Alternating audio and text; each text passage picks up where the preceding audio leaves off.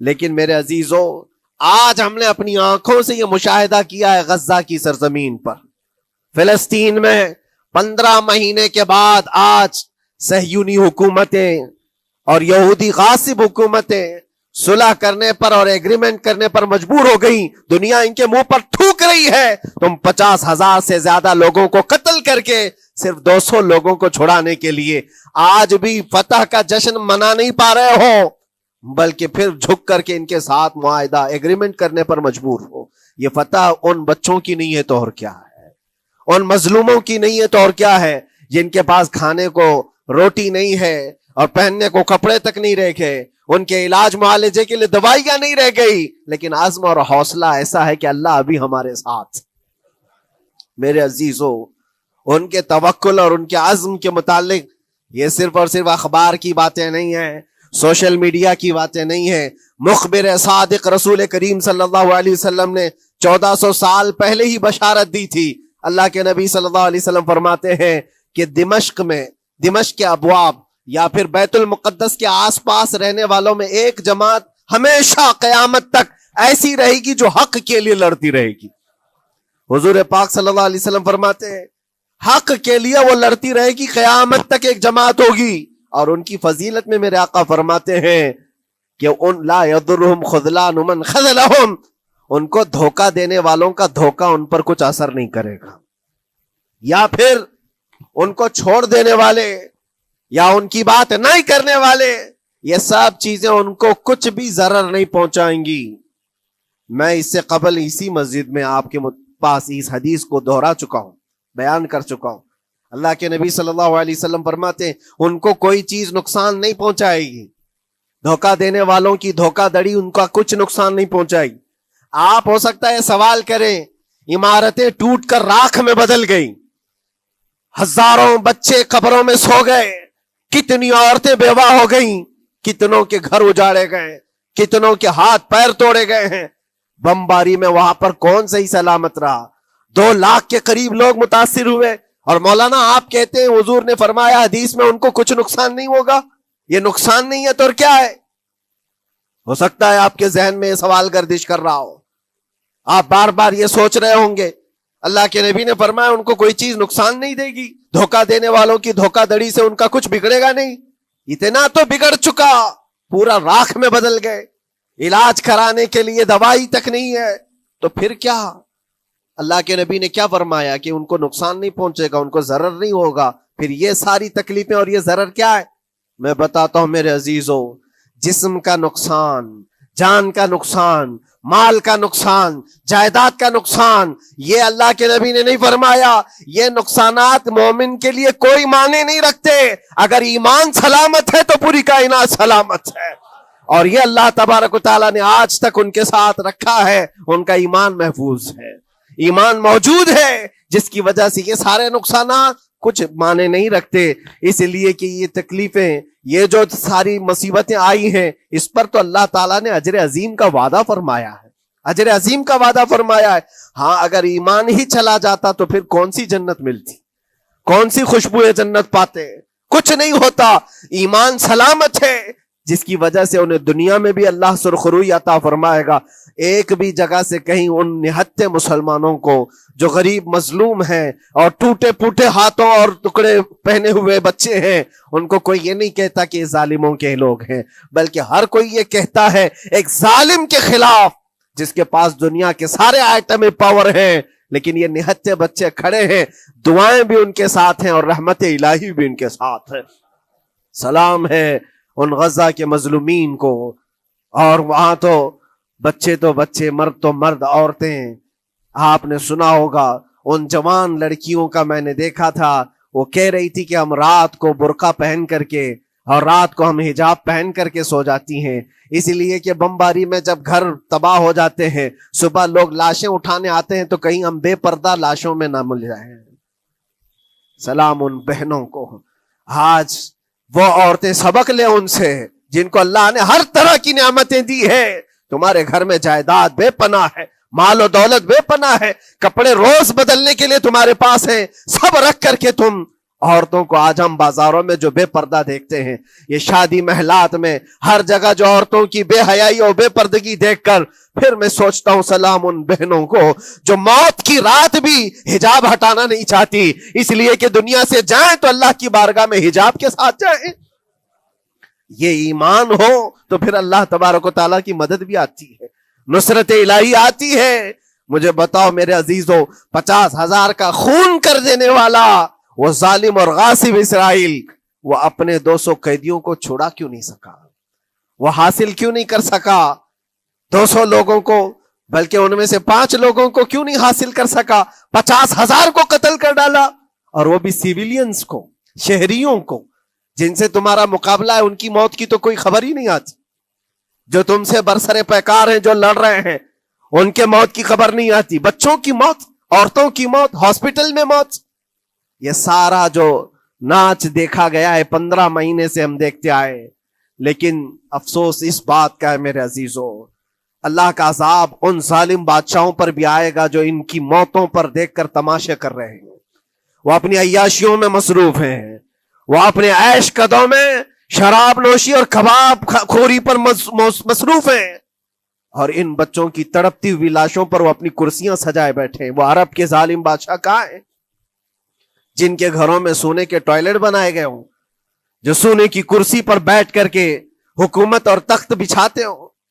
میرے عزیزوں، ان کی بھی پکڑ آنے والی ہے، آپ انتظار کرو، کیونکہ اللہ تعالیٰ قرآن میں فرماتا ہے وَسَيَعْلَمُ الَّذِينَ ظَلَمُوا أَيَّ مُنْقَلَبٍ يَنْقَلِبُونَ، ان قریب ظلم کرنے والے یہ پہچان لیں گے کہ اللہ ان کو کس پلٹی میں گرائے گا، وہ کس پلٹی میں، کس کھائی میں جا کر کے گریں گے۔ اندازہ کرو، ظالم صرف وہی نہیں ہے جو بمباری کرتا ہے اور قتل عام کرتا ہے، ظالم وہ بھی ہے جو تماشائی بن کر کے لوگوں کا سپورٹ کرتا ہے، ان لوگوں کو سراہتا ہے جو ظلم کر رہے ہیں۔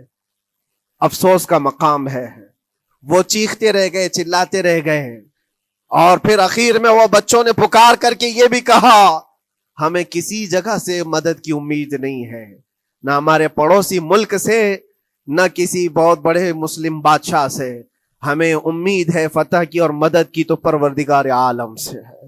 اور یقیناً مومنوں کے لیے اللہ نے یہی فرمایا وَعَلَى اللَّهِ فَلْيَتَوَكَّلِ الْمُؤْمِنُونَ، اور مومنوں کو چاہیے کہ صرف اللہ ہی پر بھروسہ کریں۔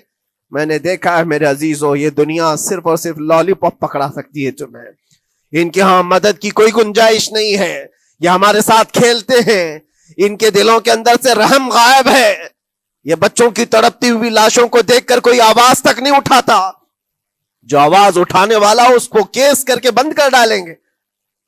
جو بھی اگر مظلوموں کے لیے آواز اٹھائے، ان کا پرچم لہرائے، تو کتنے تو یہاں پر FIR ہو گئے، بند کر دیے گئے۔ کیوں؟ مظلوموں کے لیے آواز اٹھانا کیا یہ ہمارا رائٹ نہیں ہے، ہمارا حق نہیں ہے؟ تم ظالموں کے لیے علل اعلان بات کر سکتے ہو، ہم مظلوموں کی بات بھی نہیں کر سکتے؟ کیسی بات ہے میرے عزیزو؟ ہم جس دنیا میں جی رہے، اسی لیے میں آپ سے کہتا ہوں اٹھو وہ گر نہ حشر نہ ہوگا پھر کبھی، دوڑو کہ زمانہ چھال اپنی چل گیا، قوت عشق سے ہر پست کو بالا کر دو، دہر میں نام محمد سے اجالا کر دو۔ تمہارے پاس طاقت و قوت نام کی کوئی چیز ہے تو وہ ایمانی طاقت ہے، باقی کوئی چیز، کوئی طاقت و قوت تمہاری مدد نہیں کرے گی۔ وہ قوت ایمانی ہے جو بدر میں صحابہ کے ساتھ تھی، وہ قوت ایمانی ہے جو احد میں بھی صحابہ کے ساتھ تھی، وہ ایمانی طاقت و قوت کا جوش ہی ہے جو 4000 ہوتے تو 40,000 پہ بھاری ہوا کرتے تھے، وہ ایمانی طاقت و قوت ہی ہے جس پہ اللہ کی مدد اور نصرت آتی ہے۔ آج مومنو، آپ سب سے زیادہ اللہ پر توکل کرو، اللہ پر بھروسہ کرو۔ میں نے دیکھا ہے میرے اپنے معاملات میں 8 مہینے تک میں اسٹرگل کرتا رہا، پل پل دیکھتا رہا، اور ایسی زمین پر مجھے لٹایا جاتا جہاں فرشی بھی نہیں ہے، پتھروں کی زمین پر لیٹ لیٹ کر کے ہماری کمر ٹوٹنے پر آتی۔ اس وقت لوگ یہ کہتے فلاں کی طرف سے مدد آ جائے گی، فلاں کی طرف سے مدد آ جائے گی، ہم نے یہ لائن بھی لگا دی ہے، یہ سورس بھی لگا دیا ہے، ہر طرف دیکھتا رہا، اخیر میں پھر یقین ہوا مدد کہیں سے نہیں، میرے پروردگار سے ہی آئے گی۔ اللہ ہی مدد کرتا ہے مومنوں کی، بس یہ ہے کہ صبر ضروری ہے اور تھوڑی مصیبت اٹھانا ضروری ہے، اس لیے کہ مزاج ہے اسلام کا، اسلام زندہ ہوتا ہے ہر کربلا کے بعد۔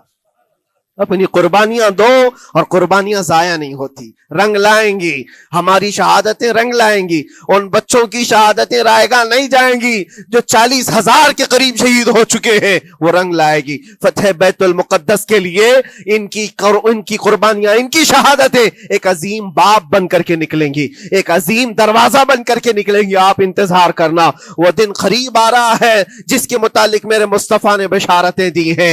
एक वक्त वो आएगा जब इमाम मेहदी का ज़हूर होगा और सिर्फ परचम इस्लाम लहराएगा।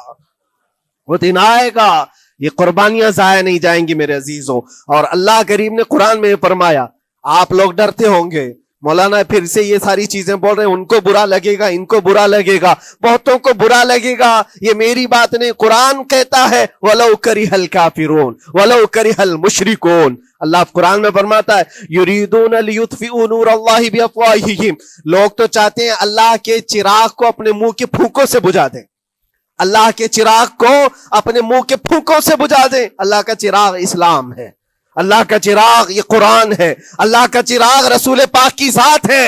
और जालिम ये चाहते हैं अपने मुंह के फूंकों से इस चिराग को बुझा दे। और कुरान कहते हैं वल्लाहु मुतिम्मु नूरिही, अल्लाह ताला अपने नूर को, अपने चिराग को मुकम्मल करके रहेगा और पूरी दुनिया में गालिब आकर रहेगा।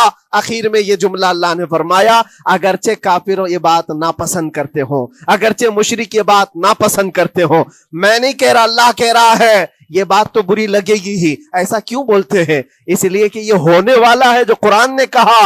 याद रखो, जमीन ऊपर जा सकती है, आसमान नीचे आ सकता है, लेकिन मेरे रब का फरमान कभी टल नहीं सकता। जो कुरान ने कहा है वो होकर रहेगा और उसी पर ईमान हम सब मोमिनों की शान है, हम सब मोमिनों की शान है। बस आपके लिए जिम्मेदारी ये है, आओ उन बुराइयों की वादियों से जिसमें पड़े हुए हो, नौजवानों से मैं गुजारिश करता हूं, तुम्हारी नमाजों का हिसाब कर लो, तुम्हारे अपने अमाल का हिसाब कर लो। अल्लाह की मदद को पुकारते हो तो यकीनन अपने चेहरे साफ तो कर लो, अपने दिलों को पाक तो कर लो, अपने अमाल, अपनी पेशानियों को मस्जिदों के सज्जों से सजा तो लो। फिर मांगने में तुम्हें एक मजा भी आए, एक लुत्फ भी आए, रहमान की बारगाह में हाथ उठाएं तो आपको लुत्फ भी आए, अपने लिए भी और मजलूमीन के लिए भी मांगने में मजा तो आए। लेकिन जब आज हाथ उठाते हैं तो फिर ये दिल में बात आती है, फजर तो कज़ा करके सोया था, इशा तो पढ़ा नहीं था, और मेरे हालात ये हैं, हराम खाया हुआ है, किसी का माल गसब किया हुआ है। इन तमाम मामलात को लेकर किस तरह से हाथ उठाओगे अल्लाह की बारगाह में? पहले अपने आप को पाक कर लो मेरे अजीजों।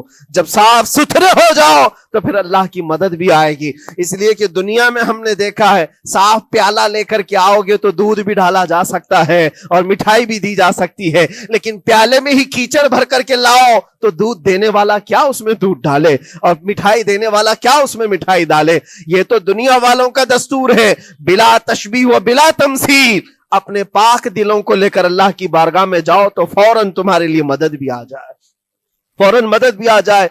अल्लाह करीम उन गज़ा के निहत्ते और मजलूम मुसलमानों की फतह को सदा कायम व दायम रखे और उनके टूटे फूटे बिखरे घरों को अल्लाह ताला फिर से आबादी अता फरमाए, उनके कमजोरों को मौला ताकत व कुव्वत अता फरमाए, उनके शहीदों को मौला अजर अजीम नसीब फरमाए, उनकी बेवाओं को मौला सब्र जमील अता फरमाए, उनके यतीमों को मौला ताकत व कुव्वत अता करे, उनकी मस्जिदों की आवाज और उनकी गूंज को मौला फिर से बुलंदी अता फरमाए और उनके सब्र और उनके इस्तिकामत और उनके हौसले को मौला पूरे दुनिया के मोमिनीन के दिलों में कायम अता फरमाए।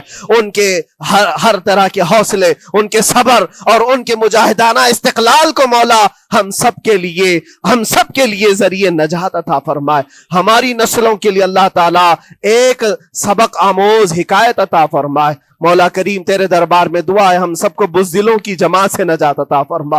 मौला हमको मुनाफिकीन और मुशरिकीन और काफिरीन के वसवसों और उनके तमाम फितन शुरूर से महफूज फरमा दे।